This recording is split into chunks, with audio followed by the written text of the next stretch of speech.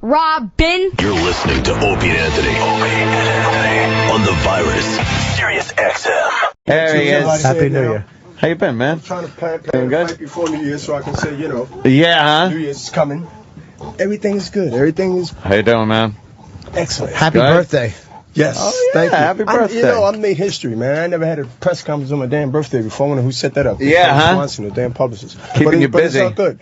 Yeah, it's good, though. You get to celebrate when you're training, though? What do you do? Well, I will train tomorrow, but today I'll just go out with the family. I'll eat. I'll A lot see of my cake? daughter. No, I don't eat that. I don't even eat that when it's not a birthday. Really? But no, I don't. I'll just go and chill. Probably go watch a movie. And just relax because I got training tomorrow. Camp started for me 2 weeks ago. Far as the boxing part. That's a lot of dedication to, like, you're pretty much giving up what people perceive as fun. Man, I done gave up so many anniversaries, so many holidays and Christmas being in camp for 28 years of boxing. Jeez. Well, 1988. So I'm kind of used to it. Mm-hmm. You know what I mean? But in the same token, you do like sit back like, oh man, I can go here. But, I can go ahead and have, in my mind, my birthday can be after March 9th. Okay, right. In my mind, I'm going to go celebrate. I'm going to go to the beach. Well, a win will be a nice present right there. Exactly. Hell yeah. But you learn to sacrifice. You do it. The times you got to be in here when you'd rather be somewhere else. Yes, Monday through Friday, 6 to 10. I haven't sacrificed cake in a long time. Yeah, so he knows that's the best thing. I'm sorry. That's good. Yeah. It just, I guess it's just become part of your life to know that there's certain things you're just not going to be able to do. Yeah, and I'm a veteran, man. I'm old school. Mm-hmm. You know, man. Like, I've been doing this for too long, man. Like, it's like a lot of things that might bother a younger guy. Right. That's a pro right now, like in his 20s. Temptations are out there. Yeah. Oh man, it's my birthday, or it's Christmas, or it's this, my son's birthday, my daughter's birthday. I'm not. Not that I'm. I don't care, but it's like I lived that. I've been through that. I've worked my way through it, been successful. So I don't have to deal with those issues that a younger guy has to deal with. Right. You know what I mean? That's away from his family. Yeah, you're not emotionally connected to that. Exactly. Stuff I can go away from my family for 9 damn weeks and I'll forget I'm married. Did you, though, early on? Was it tough to get that discipline early on when you were a younger guy to really, to train hard and stay away from... No, I had a hard lesson in the state penitentiary of Gradeford in Philadelphia. Oh, yeah. Well, Jimmy did, too. Yeah, Jimmy did, too. Jimmy did some time in the pen. I did one night in the tombs. Yeah. And I have been a good boy ever since. That's fucking horrifying. And I've been good ever since, too. I just turned 88. You understand? So that answers your question, because I don't glorify the dark side, but the dark side became light to me because I learned pieces out of that experience. That's why I'm so disciplined and named and known as being as disciplined and focused as I am, because I took out of the worst situation that a person probably can put himself in, right? And I took the good out of that. Yes, I found some good out of that, and that really fit like a glove in my boxing career. Are you actually grateful you went through that? I mean, that's a hard thing to actually say. But now, no, it ain't, because I'm just trying to figure out like how to answer it in the right way you understand it without being too long-winded, which are probably impossible. Don't sweat it. Listen,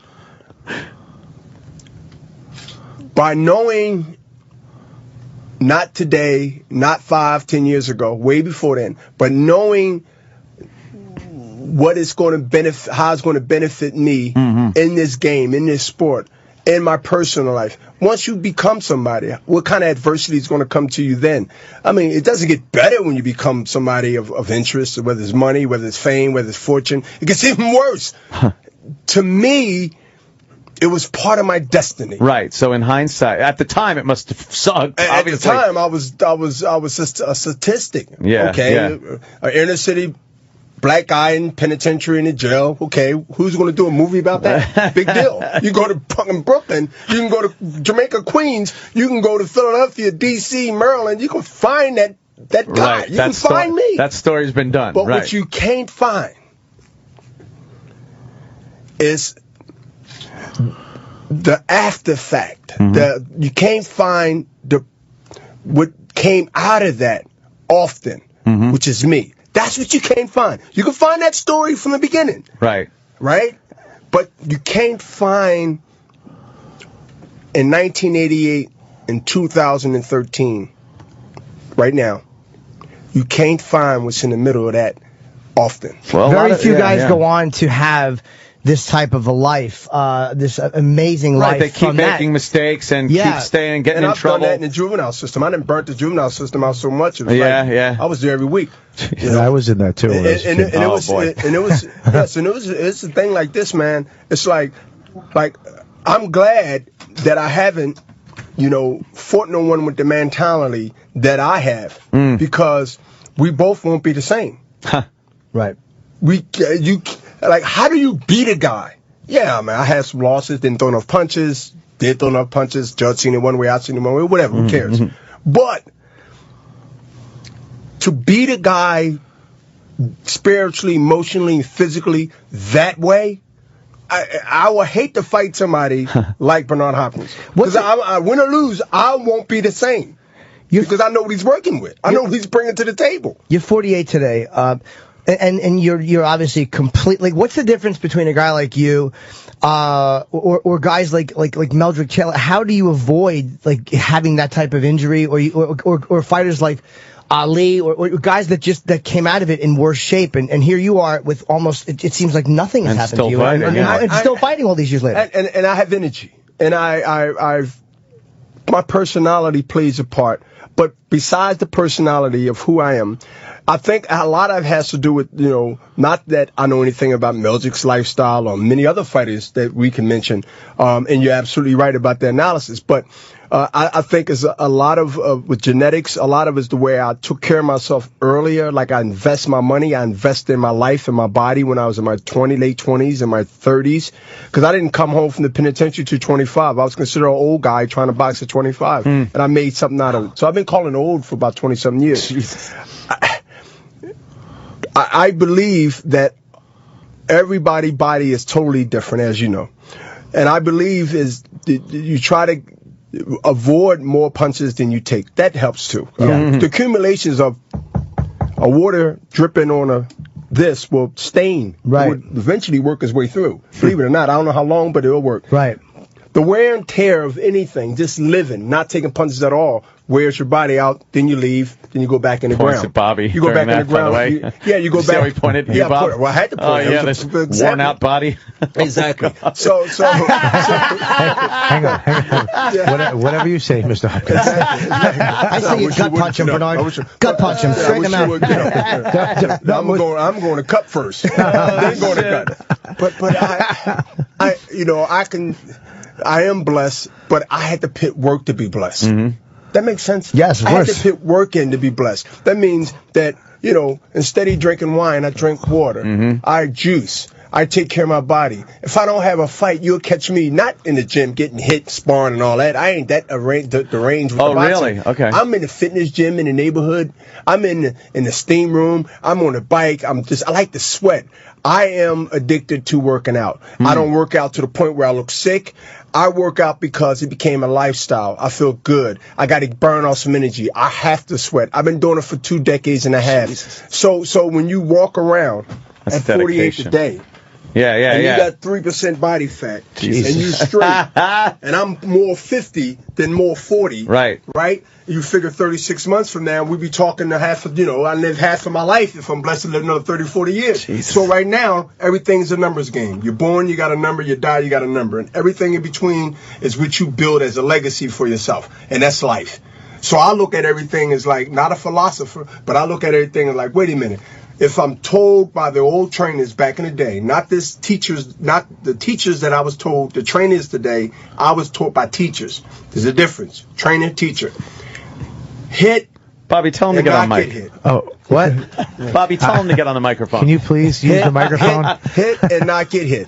Hit and not get hit. Now, it's impossible not to get hit at all. It's a fight. But to give your brain to prove that you can take one, to me, that is plain stupid. Oh, really? That is, and I use the word stupid because at the end of the day, even if you be a crowd pleaser because you're getting hit and you're hitting him and nobody has a defense and offense, who's going to count your earnings when it's all said and done when you earn? Right. So at the end, you're going to be sitting there depending on whoever 2, write your checks, count your money.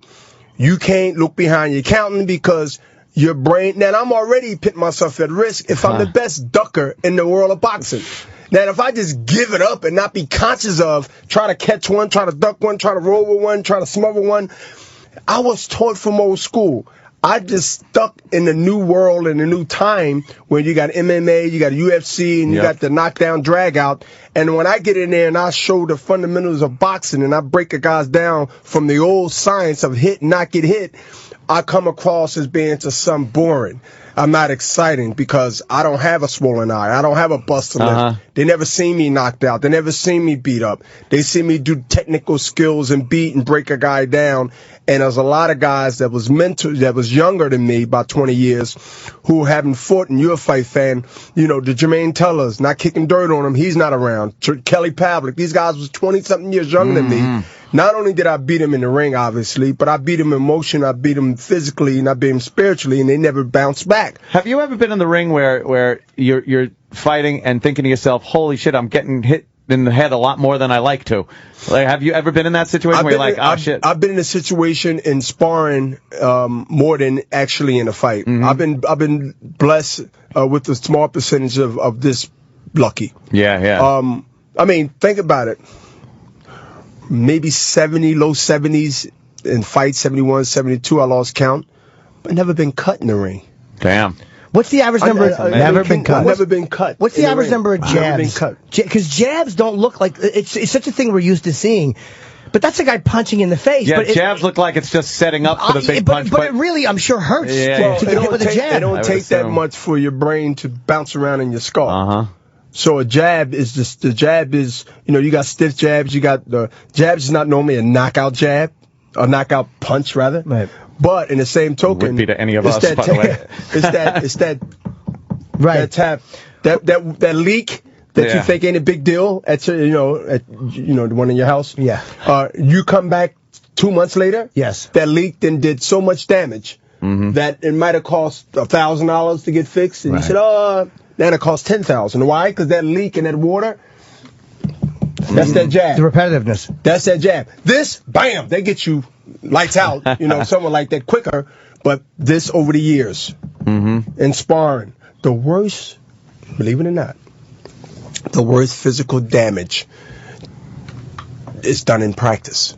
Ask football players. Ask basketball players. That's where the tweaks come in. That's when you're not really on your game because it's not a game yet. Oh, wow. Yeah. And so you're not really like, you're not, and then you got to practice. So practice is near the game, but it's not the game. And you sort of get a little relaxed. And so you're in the ring. See guys sparring in the ring, and that was a great correction. You were going to say you guys are sparring. He goes, you've seen guys sparring. Exactly. You're right. Your nose is kind of straight, so I know you've never been in a sparring match. You got to have a lump on your nose to be in a sparring match, and then to me that's completely correct. That's pretty straight. Why don't you put one on his face for him? I've been waiting to do that. Oh shit! Oh my God. The girls he dates have lumps in their throat. That's about it. So in practice, plus aren't you at times sparring with a guy who has something he wants to prove that he wants to kind of, like when Holmes was sparring with Ali, like doesn't he sometimes your sparring partner want to kind of step up because he's fighting the champion? Well, if you're a smart guy and you're a champion, you want to fight someone that's going to push you. So I do want the guys that come with the little chip on their shoulder. That, they want to kick my ass for bragging rights. Right. Mm-hmm. I mean, can you imagine how a lot of fighters made Larry Holmes they not career, but made people start, man, Larry, this guy Larry Holmes is whooping Ali's ass. You understand? So listen, it's not like Vegas and boxing gyms in America. Which happens in the gym, stays in the gym. Yeah. You get knocked on your ass in the gym. I ain't knocked Bernard Hopkins down in the gym. Oh, shit. That's big kudos. And then, first of all, everybody want to know who did it. All right? He might have a contract waiting. He might want to have somebody looking at him. Oh. A career can be built off. Has that ever happened to you in sparring? No, because I know how, not because it can't happen. It just, for so many years, I had guys coming in want to show me how tough they is, and they wing. And I haven't beat every round in sparring. You know what I mean? I had a couple of bloody nose, but I've seen that in the gym, especially Philadelphia was known for ruining your career before it counts in the gym. So I don't want the guys to be light on me because I give them $1,000 if they can knock me down. Nazim Richardson is outside, my trainer. You know Nazim with the hat, Koofy? Sure. Yeah, Nazim. And Nazim, well, he don't do that in the corner. One time he did do it in the corner. That's early. But listen, in the third round it was kind of rough. But listen, we give the guys $1,000 if they can put me on my ass, and he gets on them. He gets on them if they being too respectful to me. Really? What? Yeah, that's not going to help me. Travis Cloud's going to be trying to knock my head off, and I'm sparring for 9 weeks with a guy like, boom, you all right, champ? Oh, right, yeah. You cool, champ? You want him to come in on you, yeah. And sometimes they don't even say nothing. They just come up and hit you, and like, tat, because they don't want you to respond, or they figure, oh, you all right? Come on, you got to send him home. You don't even try to talk to a guy like that. You can't reason with him because in his mind, he's already too respectful. You don't want him looking at you as the champ. You want him looking at you as a guy he wants to knock out because that's how your fucking opponent's I want him to look at me as a champ, but I want him to look at me as a person that he has to go ahead and try to embarrass and beat me up much as he can. And most guys that you have to find like that, you must find the guys that have careers themselves. Right. You can't find a punching bag with arms to think like a guy that's a contender who's 10, 15 years younger, because sparring partners I fight, but I'm going to be their father. So it's best for me to find a guy that has a career, won a career, and already has be eager and to make a name for himself. Now it keeps me on my cue. It keeps you on my cue. Hey, listen, you in a 90-foot tightrope. Would you be more careful if it was a net underneath you, or would you be extremely careful if it wasn't one? Oh, is that a rhetorical question? Let me think. I think I'd be more careful without a net. I would just root for whoever was on the fucking wire, because I wouldn't be. I'd be on the side of the building, cowering.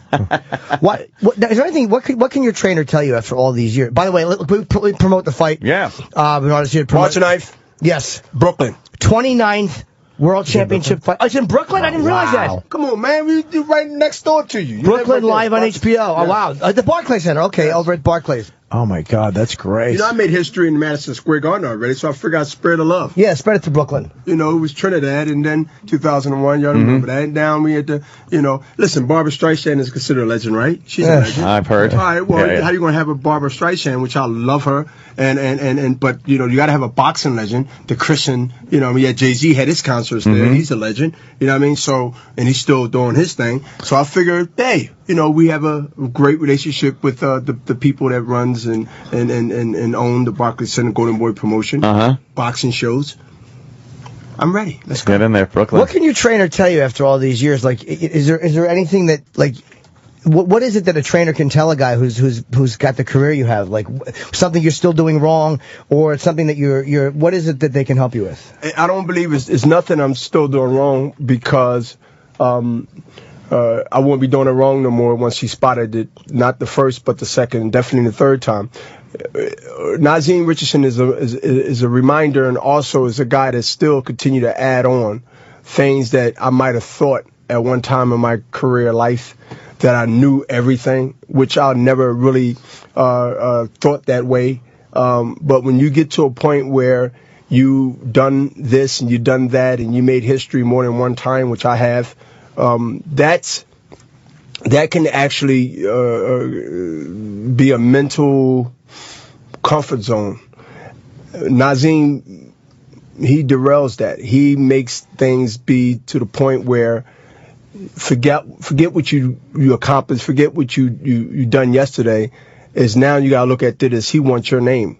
He want a piece of your legacy, and to get a piece of my legacy, you have to do what no one has done to Bernard Hopkins in 28 years. But winning against Bernard Hopkins, and if you win in grand fashion, I mean, that has to be looked at as who did that. And so I realize what comes to the table. That keeps me more alert than really anything that I face in the last 3 or 4 years of my career. And as I stay in the game, winding down very soon to a point where it becomes more of a risk, because, when the page turn every year, like New Year's, you lose something. You don't look around to try to figure out what you lost. You don't have to figure it out. It will let you know. how do you adjust to that? How do you camouflage that so the next guy won't see? You definitely won't tell no one. But they all watching, and they've been watching me for over 10 years. And I'm being mild with the 10s because if you take 10 years off of 48, then, I'm considered as an athlete, especially a boxer, still considered old. Do you have like plans for a post-boxing career? Have you thought about that? Well, no, because I don't have no plans. The plans has already been done. And the plans has been established years ago. I mean, I'm a guy that think ahead.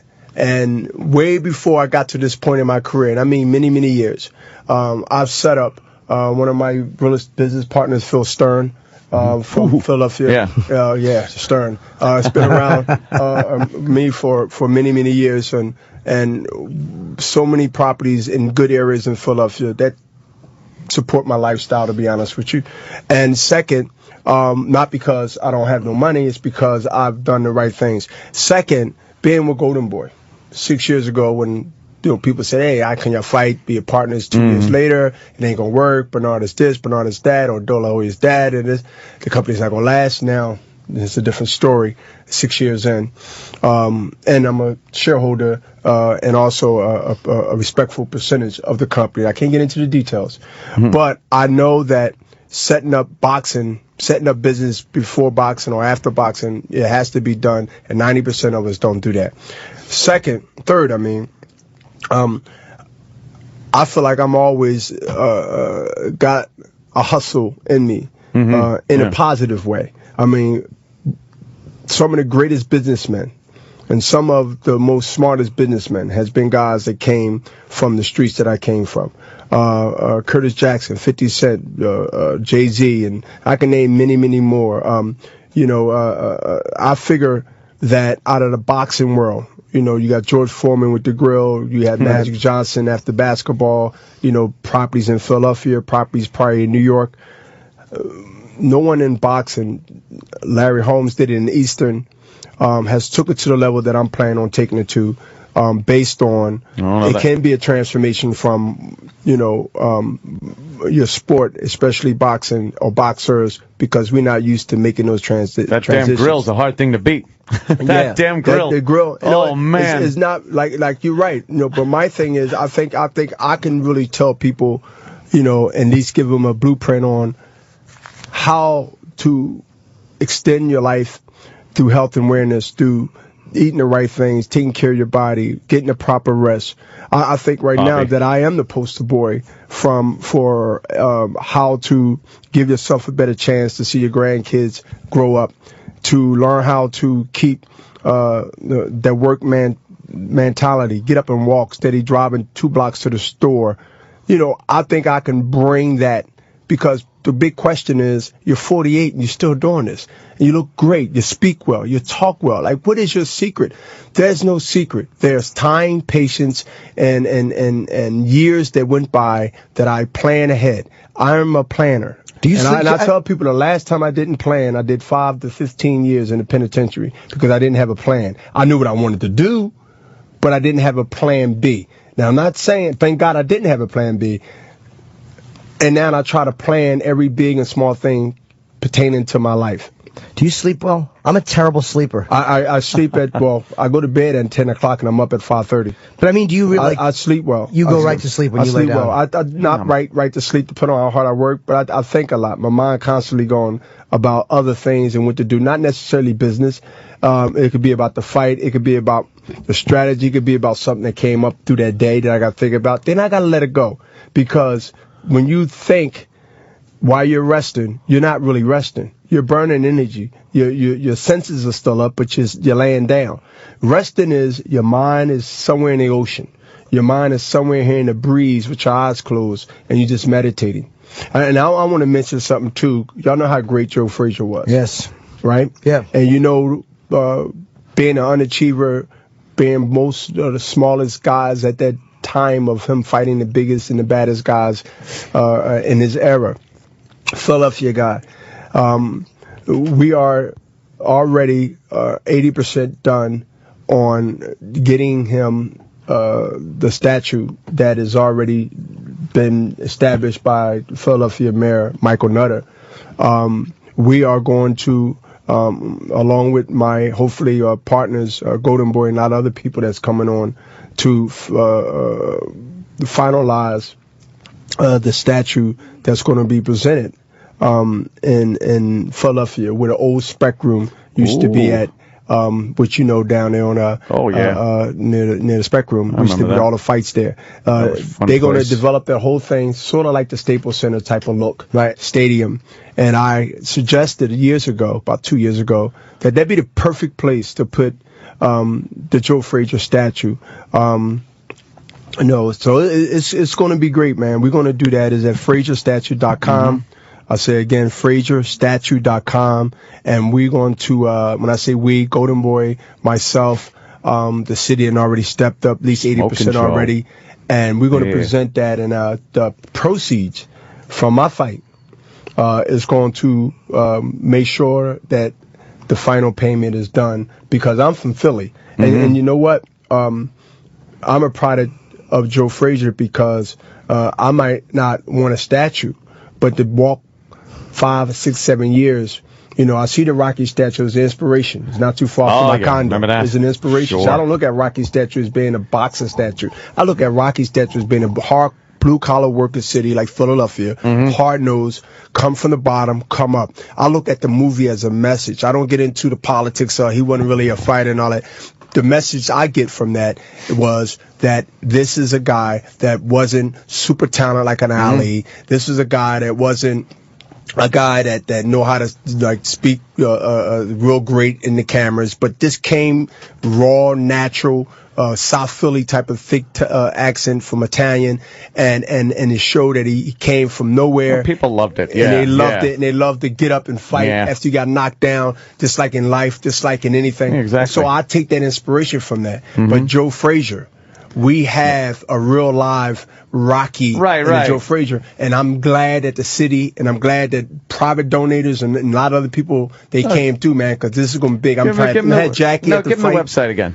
FrazierStatue.com. Yeah, FrazierStatue.com. I think Frazier got a bad rap because Ali was so loved, and then you see Thriller in Manila. That's special about the fight, and you really you love Frazier more after that. You're like, wow, man, Ali really gave him a hard time. Frazier was not bruising, badly. And you know what? I can't speak for Ali. But I've mentally bruised people too, because you want the edge. And let me tell you something, when you want to win in this sport, and again, I'm not defending Ali, but I can relate, you know what I mean? Because I look at things I've done that I felt that that was kind of risky as I start looking over the years. But when you want to win and you try to win, you're very selfish about anybody's feelings or confidence. You're coming, man. I'm telling you, you're coming with something that people can't understand because they're not in that position to understand. And you can't blame them for not understanding. But again, I'm only speaking about, because you remember I went to Puerto Rico, and that's all I gotta say to you. And I started all night riot there. You know that. So, and I got a lot of Spanish friends, and me and Garcia, the 2-time champion now, who's fighting Zab Judah, February 9th at the Barclays Center in Brooklyn. He's Spanish, and we're cool. But